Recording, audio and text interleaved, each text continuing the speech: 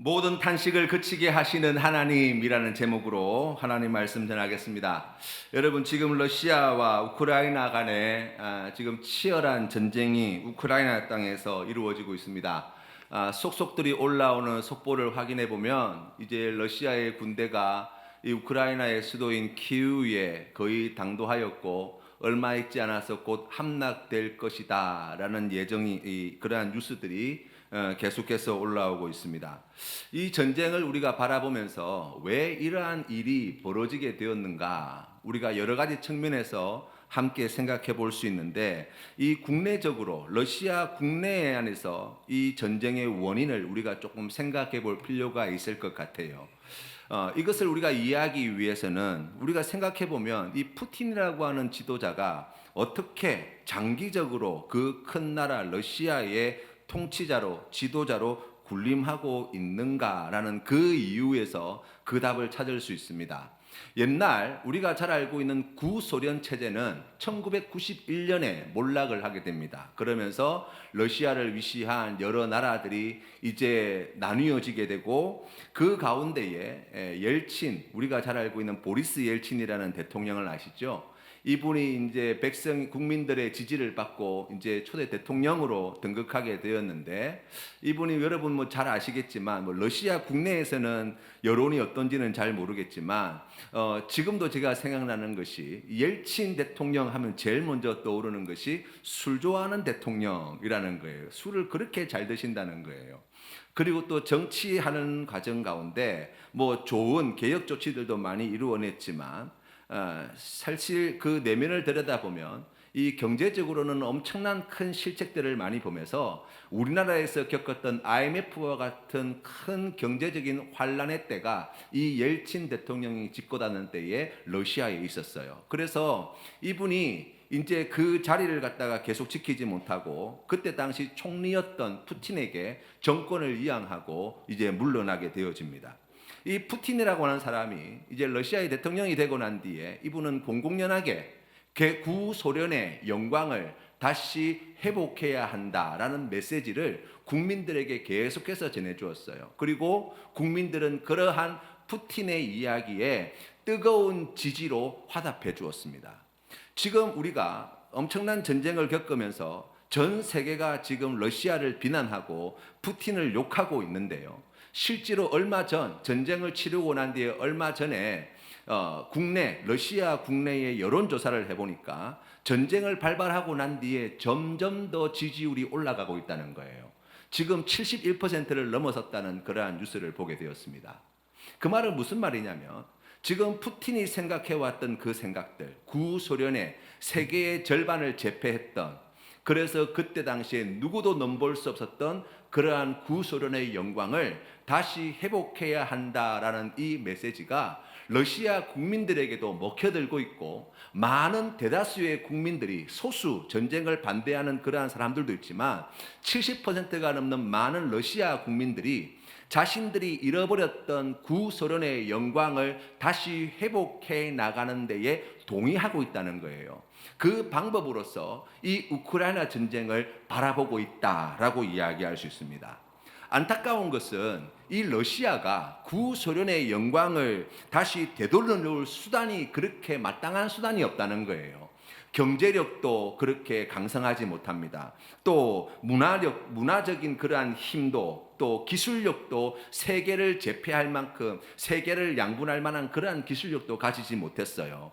그런데 러시아가 가지고 있는 여러 다양한 힘 가운데에 세계 어디 내놓아도 부족함이 없는 세계 두 번째의 그러한 위상과 힘을 가지고 있는 것이 바로 군사력이에요. 그래서 이 러시아는 지금 과거의 구소련의 영광을 다시 회복하는 데에 자신들이 가장 자신 있어 하는 이 군사력을 가지고 그 과거의 옛 영광을 다시 회복하겠다라는 마음으로 크림반도를 병합하고 그 주변에 있는 여러 작은 나라들을 자기 편으로 만들었을 뿐만 아니라 이제는 우크라이나까지 침공해 들어가는 그러한 안타까운 일들을 우리가 보게 됩니다. 많은 분들의 진단대로 너무나 안타깝지만 이 자신들의 잃어버린 옛 영광을 갖다가 그러한 무력으로, 그러한 군사력으로 다시 되찾으려고 하는 한 자기들이 원하는 그 영광을 다시 회복할 리가 만무하고, 이 일을 통해서 결론은 모두에게 불행한 결과들만 낳게 될 것이다 라는 것을 우리가 이야기할 수 있어요. 기원전 8세기 남유다는 그때 당시 팔레스타인 지역에서 약소 국가였습니다. 원래 통일 이스라엘이라고 하는 그러한 나라를 사울 왕과 다윗 왕과 솔로몬 시대를 거치면서 이루었는데, 그때 다윗 왕과 솔로몬 때에 부국 강병을 이루었지만 나라가 둘로 쪼개어져 버렸죠. 그래서 남유다는 그때 당시에 매우 약한 나라로 자리하고 있었어요. 그런데 문제는 무엇입니까? 당시 아수르 제국, 그때 당시에 세계 최초의 거대한 대제국을 이루었던 이 아수르 제국은 팔레스타인 지역에 있는 여러 나라들을 갖다가 야금야금 먹어 들어오고 있을 때였습니다. 말 그대로 이스라엘을 비롯한 주변에 있는 많은 나라들에게 공포의 대상 그 자체였어요. 이 아수르의 군대가 얼마나 잔혹하였는지, 그 아수르의 군대가 가는 곳마다 피바다가 될 만큼 그 정도로 잔혹한 군사력을 가지고 있었고, 인정사정 없이 그 모든 나라와 백성들을 갖다가 자기 나라로 만들어버렸다고 이야기할 수 있습니다. 더군다나 이 아수르 제국은 조공으로 어떻게 해결이 안 되는 나라였어요. 우리가 잘 알고 있는 히스기야 왕의 아버지였던 아하스 때에 북이스라엘과 아람이 반아수르 동맹을 맺고 이제 거기에 함께 들어오라고 이야기했을 때 이 아하스 왕이 거기에 함께 들어가지 않죠. 그때 이 아하스 왕은 나라에 있는 금은 보화를 싹 다 긁어 모아가지고 그것을 아수르에게 조공으로 바치고 지금 자기를 괴롭히고 있는 북이스라엘과 아람 군대를 물리쳐 줄 것을 요구합니다. 정말 나라에 있는 모든 금은 보화를 다 긁어내어서 갖다 주었어요.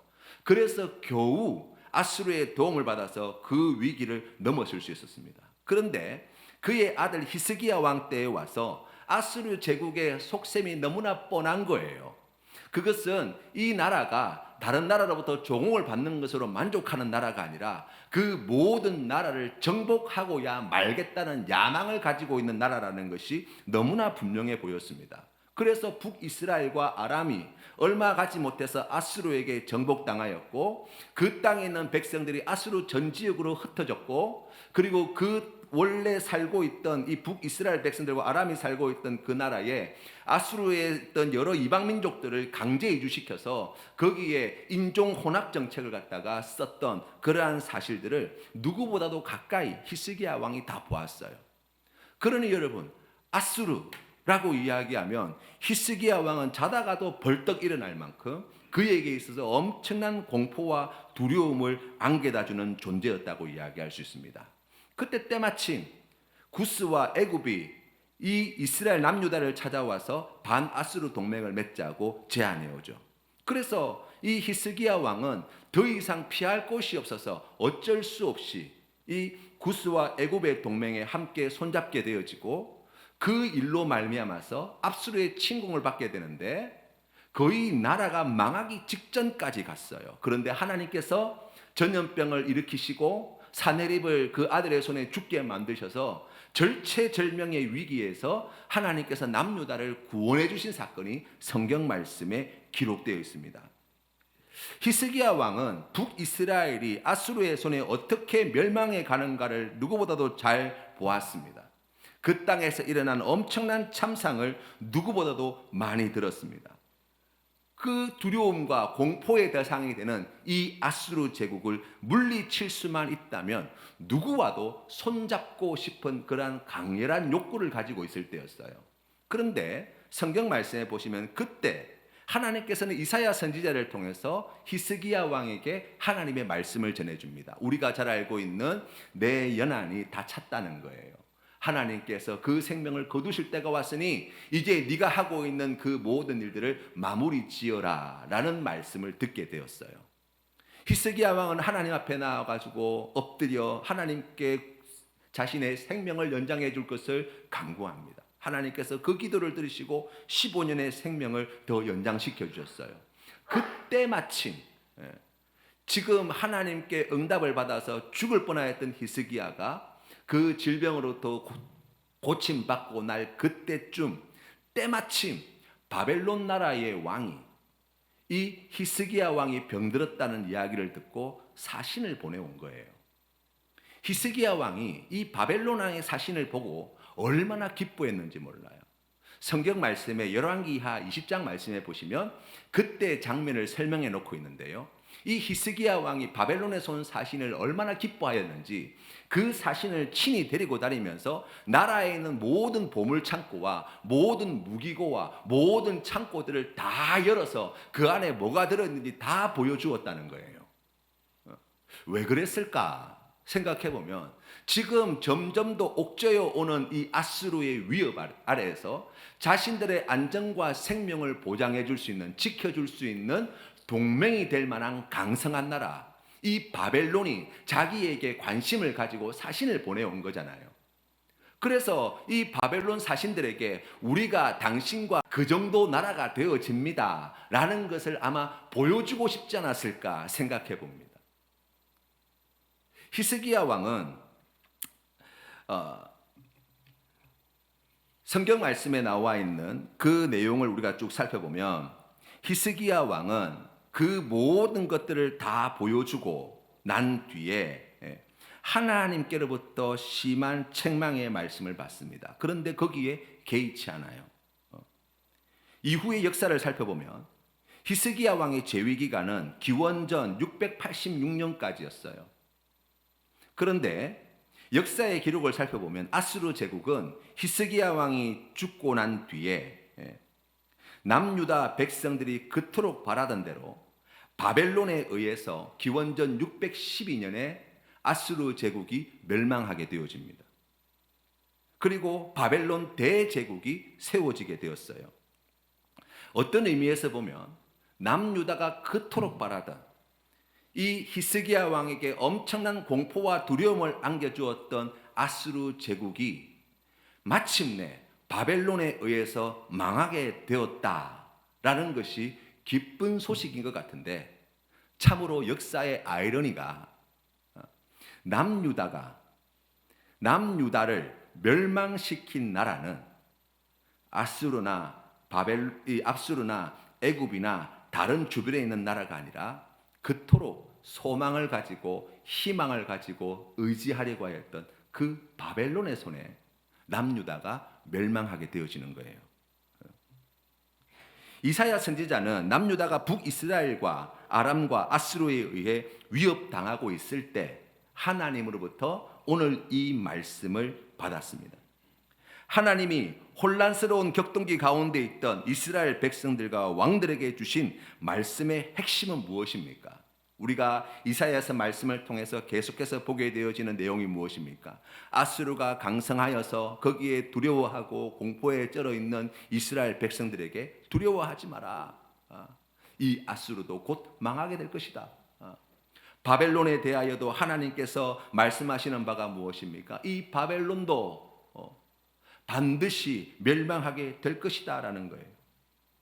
그래서 오늘 성경 말씀 우리가 1절부터 10절까지 말씀을 읽었는데 이 10절까지의 말씀을 요약해 보면 9절 후반절에 나와 있는 말씀으로 정리할 수 있습니다. 이르시되 함락되었도다 바벨론이여 그들의 조각한 시상들이 다 부서져 땅에 떨어졌도다 하시도다. 아멘. 히스기야 왕 때에 바벨론의 멸망을 환상 가운데 보았던 선지자 이사야, 그 이사야의 마음을 우리가 조금 생각해 볼 필요가 있어요. 성경에 보시면 이 바벨론이 어떻게 함락되었는지 아주 구체적으로 나와 있습니다. 2절과 3절 말씀에 보시면 바로 엘람과 메대가 내려와서 바벨론을 치게 될 것이다 라고 하나님께서 말씀해 주셨어요.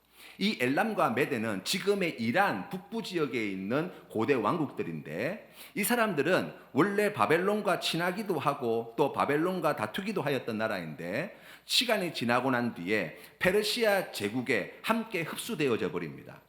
그러니까 하나님께서 이 말씀을 통해서 주시는 말씀은 이 바벨론이 엘람과 메대 사람이 함께 흡수되어 큰 제국을 이루는 페르시아 제국에 의하여 멸망하게 될 것이다 라는 말씀을 주시고, 바벨론이 멸망하게 되어질 때 바벨론에게 보통 당해온 나라와 민족들의 탄식 소리가 그치게 될 것이다 라고 말씀해 주셨어요. 여러분 생각해 보면 지금 남유다를 침공해 들어오고 멸망시킬 바벨론이 장차 페르시아 제국에 의해서 멸망하게 될 것이라는 말씀을 하나님께 받았어요. 이사야 선지자의 입장에서 그 말씀을 어떻게 받았을까요? 우리나라를 이렇게 괴롭히고 우리나라를 장차 멸망시킬 저 바벨론 제국이 페르시아 제국에게 망하게 된다니 너무 잘 되었습니다. 하나님 너무 감사합니다. 너무 기쁩니다. 제 속이 다 시원합니다. 알터니가 빠진 것 같습니다 라는 생각이 들 것 같은데, 오늘 성경 말씀 3절과 4절 말씀에 보시면 이 선지자의 상태를 이렇게 설명합니다. 이름으로 나의 요통이 심하여 해산이 임박한 여인의 고통 같은 고통이 나를 엄습하였으므로 내가 괴로워서 듣지 못하며 놀라서 보지 못하도다. 내 마음이 어지럽고 두려움이 나를 놀라게 하며 희망의 서광이 변하여 내게 떨림이 되도다. 아멘. 어떻게 생각해 보면 이 바벨론이라고 한 나라는 남유다의 철천지 원수라고 이야기할 수 있습니다. 얼마나 이스라엘 백성들이 바벨론을 갖다가 끔찍하게 생각했느냐면 신약 시대에 계시록 말씀에 보시면 그 잔악한 로마를 바벨론이라고 지칭해 놓았어요. 그 정도로 이스라엘 백성들에게는 끔찍한 나라가 되어지는 거예요. 그런데 바벨론의 멸망을 환상 가운데 바라보면서 이사야 선지자는 기뻐하거나 감사하거나 좋아하지 않고 오늘 성경 말씀에 매우 고통스러워하였다는 거예요. 단순히 원수를 무찔렀다는 것보다 지금 이사야 선지자는 그 너머에 있는 더 큰 것을 보고 있다고 말씀하는 거예요. 여러분, 우리가 남 잘못되는 것을 보고 기뻐하는 것이 얼마나 미련하고 어리석은 생각인지 몰라요.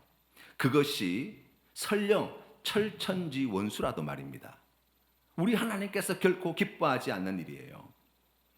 우크라이나 군인들을 공격해 들어오는 이 러시아 전차들이 그 우크라이나 땅을 막 지나가면서 포격을 하고 달려가다가 이 우크라이나 병사들이 쏘는 그 제블린 대전차 미사일을 맞아가지고 폭파되는 그러한 영상들을 우리가 뉴스 시간을 통해서 어렵지 않게 볼 수 있습니다. 그런 것을 보면 저 나쁜 놈들 잘됐다, 고소하다, 다 패했으면 좋겠다, 저 전차들이 다 파괴되었으면 좋겠다 라는 생각이 우리 안에 들 수 있어요.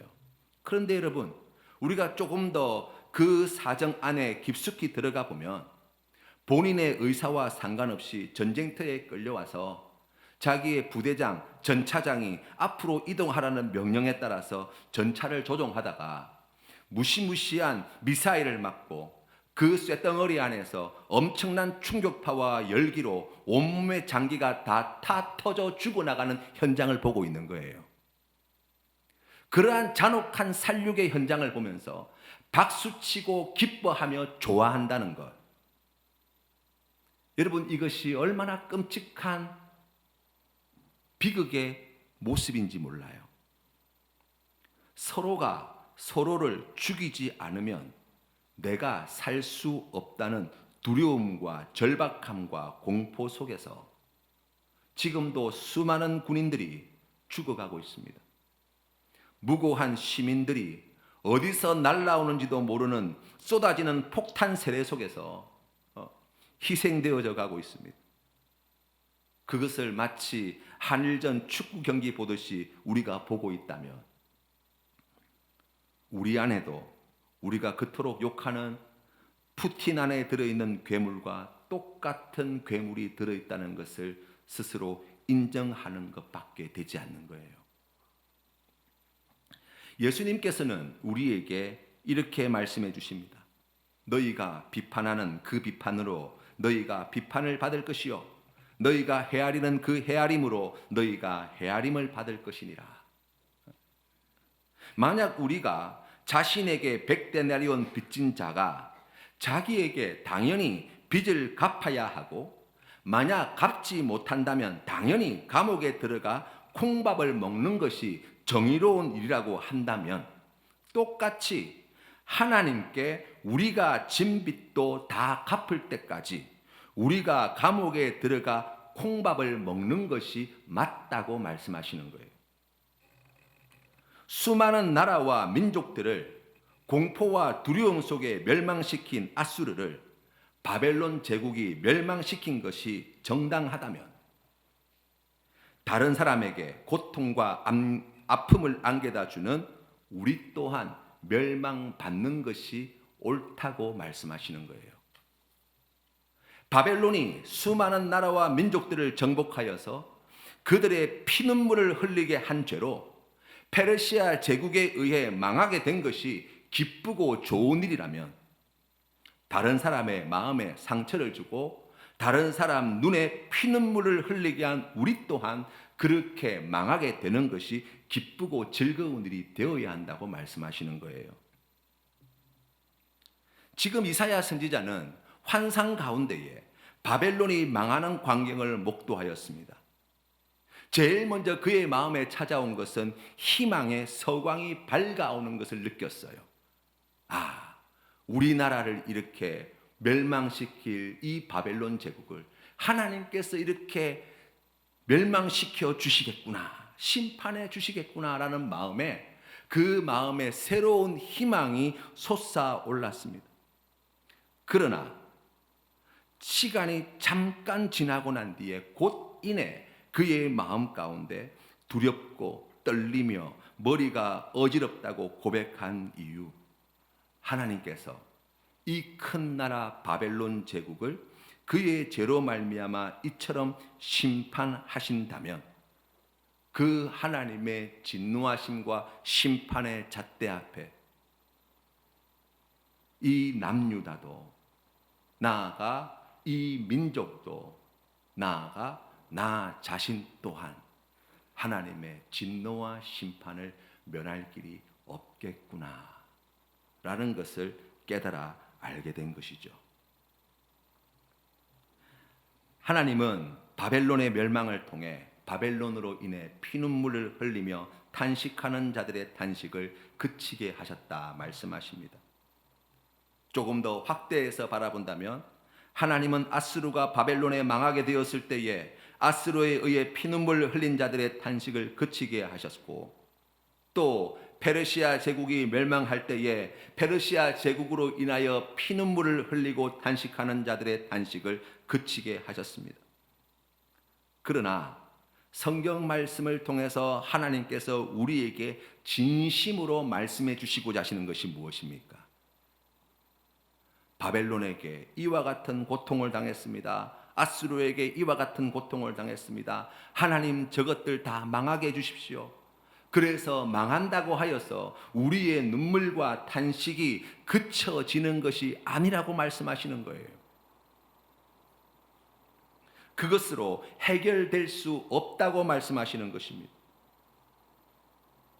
우리가 흘리는 눈물과 탄식을 영원히 씻어주시고 다시는 탄식하지 않도록 만들어 주시는 분이 누구십니까?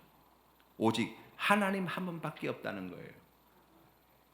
그래서 이사야 선지자는 이사야서 35장과 51장 말씀에서 동일한 메시지를 강조하여서 우리에게 전해주는데 51장 11절 말씀에 이렇게 고백합니다. 여호와께 구속받은 자들이 돌아와 노래하며 시온으로 돌아오니 영원한 기쁨이 그들의 머리 위에 있고 즐거움과 기쁨을 얻으리니 슬픔과 탄식이 달아나리로다. 아멘.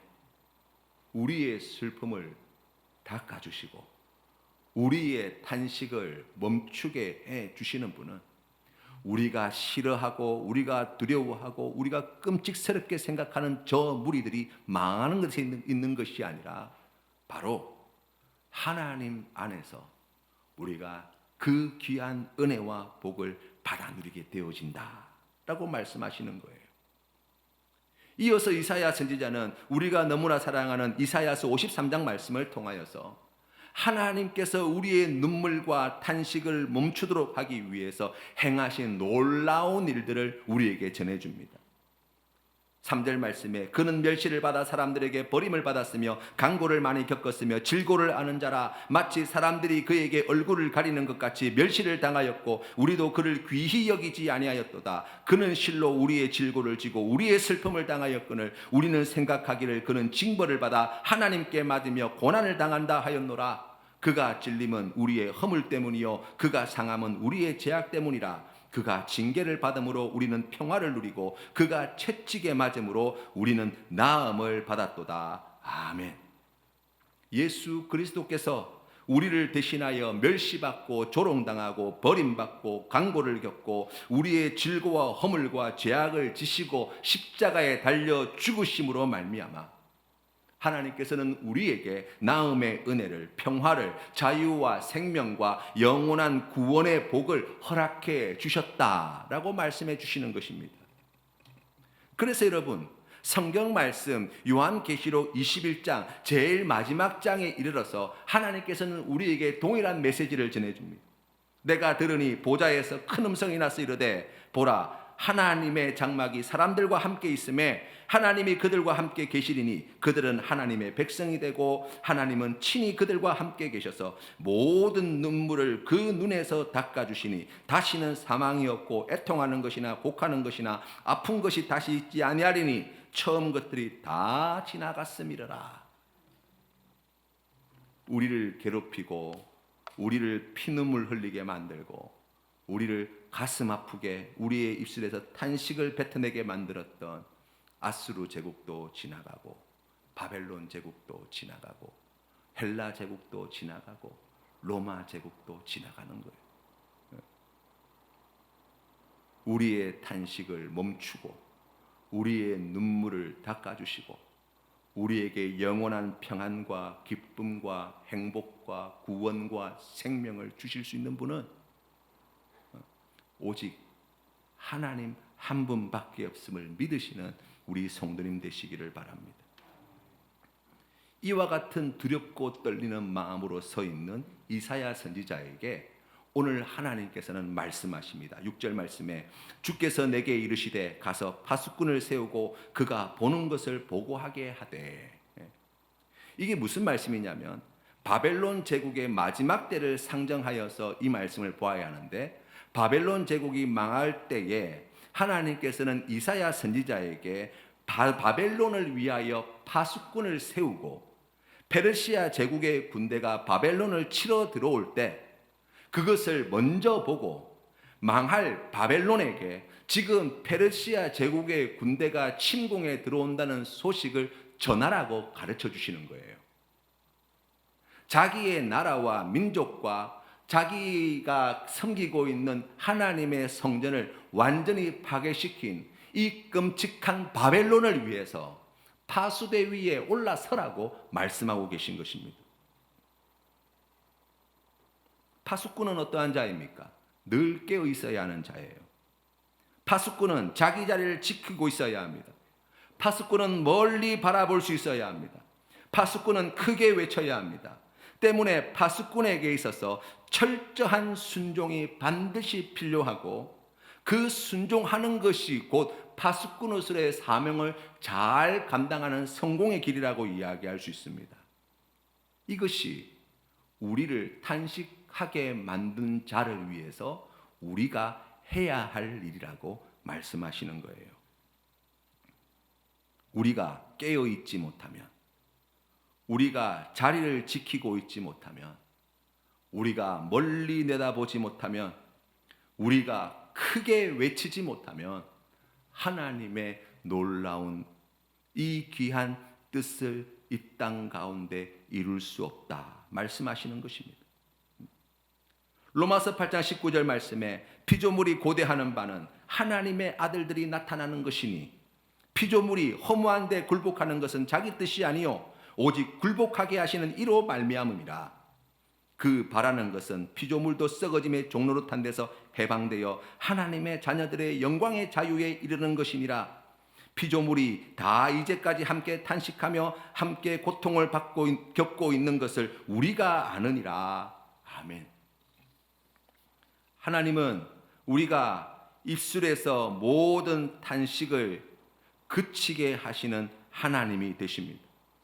하나님은 이 세상 가운데에 살아가면서 피눈물을 흘리는 우리의 고통을 아시고 우리가 하나님 안에서 참된 위로를 받으며 우리의 눈물을 닦아주시는 하나님의 은혜, 우리의 탄식을 멈추시는 하나님의 그 귀한 복을 누리기를 원하십니다. 그런데 거기에 머물러 계신 하나님이 결코 아니라고 말씀하시는 거예요. 우리에게 피눈물 나게 만들었던 그들 또한 하나님 안에서 하나님께서 주시는 이 귀한 은혜와 복을 함께 누리시기를 소원하시는 아버지 하나님의 마음을 읽어야 할 것입니다. 하나님의 이 풍성하신 은혜 가운데